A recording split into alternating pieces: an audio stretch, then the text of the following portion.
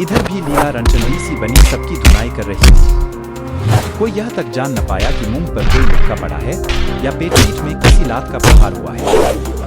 न तो कोई बच सका, न ही जान बचाकर भाग सका। सभी अपने घुटनों से लेकर मस्तक तक के घावों को संभाल रहे थे। जासूस लीला, भाग 2। बोस ने मीटिंग को संबोधित करते हुए कहा, हमें इस बार का चुनाव जीतना है और इसके लिए हमें मंत्री जी की मांगों को पूरा करना होगा। इसके लिए हमें अधिक पैसा जुटाना होगा और यहाँ तक कि हमें गुप्तचरों की भी जरूरत पड़ेगी। एक सजग सदस्य ने पूछा, लेकिन सर, इतने पैसे कहाँ से लाएंगे और गुप्तचरों की नियुक्ति कैसे करेंगे? बोस ने एक दृढ़ निर्णय से कहा, देखो, हमारे पास एक औरत है जिसने हमारी पूरी टीम को हिलाकर रख दिया है। वह अपने ही तरीके से सिर्फ लड़कियों को बचाने की बहाने बनाती है, लेकिन हम जानते हैं कि उसके प्रभाव में कुछ और लड़के लड़कियां हैं। हमें उसकी मदद लेनी चाहिए। बोस ने अपनी योजना का विस्तार किया। हमें उसे इस स्थिति का फायदा उठाने में मदद करने के लिए प्रेरित करना चाहिए। हम उसे हमारे साथ मिलकर यह बोलने के लिए कहेंगे कि वह हमें उसकी ताकत दिखाए और हम उसे हमारे साथ चुनाव जीतने में मदद करेंगे। इसके बदले हम उसकी सभी मांगों को पूरा करेंगे और उसे हमारे गुप्तचरों की मदद करने का भी आदान प्रदान करेंगे। समूह में सब निर्धारित हो गया कि इस योजना को कैसे कार्रवाई में लाया जाएगा। इसके बाद वे अपनी योजना की कड़ी से निरीक्षण और कार्रवाई का इंतजार करने लगे।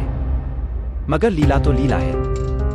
बोस की इस ग्रुप मीटिंग और सारी वार्ता की खबर उसे बिना देरी के मिल गई। साथ ही लीला ने यह भी जान लिया कि बोस के ग्रुप में से किस किस को तोड़ा जा सकता है। यह बहुत रिस्की विचार है।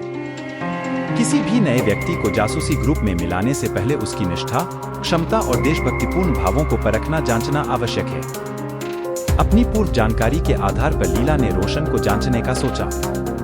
इस कार्य के लिए उसने अपनी टीम की सबसे लगनशील लड़की दमयंती को कहा।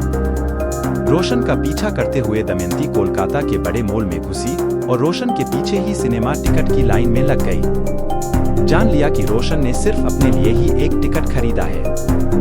दमयंती ने उसके दोनों तरफ की दो सीट बुक कर ली। हॉल प्रायः खाली था, अर्थात फिल्म बॉक्स ऑफिस पर टूट चुकी है।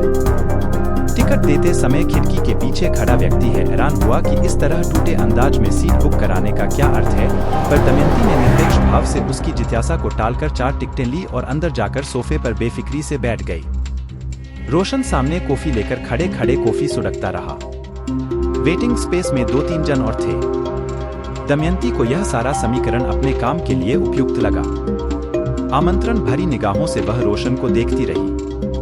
रोशन ने दमयंती की चेष्टाओं को भांप लिया, किंतु नजरअंदाज कर दिया। दमयंती ने सिनेमा हॉल के अंदर फिल्म देखते हुए अपना अगला कदम उठाने का सोचा। इसका अगला भाग जल्द ही आ रहा है। ऐसे ही हमारे साथ बने रहें।